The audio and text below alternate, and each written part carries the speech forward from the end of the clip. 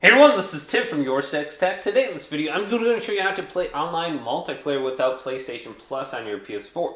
So this is very easy. So let's say you are bringing your account over to your friend's house.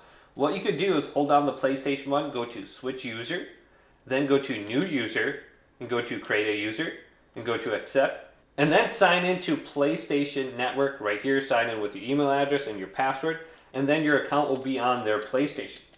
Then choose your account and log in. Go up to the top and go to Settings, go to Account Management, and then go to Activate as your primary PS4.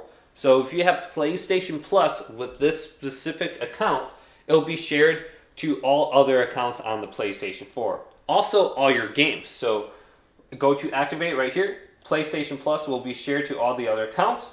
Then you have to go on over to the library right here, and then go to your purchase section, and you can download any of the game to your PlayStation now.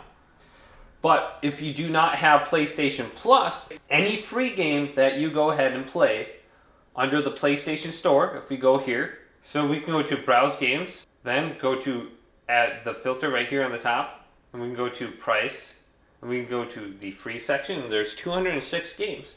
So you can play all these games online without PlayStation Plus. So like Rocket League, The Sims, Fortnite, Call of Duty Warzone, ABP Reloaded. So you don't need to go ahead and purchase PlayStation Plus for any of these. But hopefully this video did indeed help you out. If it did, leave it a big thumbs up. And subscribe to my channel down below for more tech videos coming up next on YourSixTech.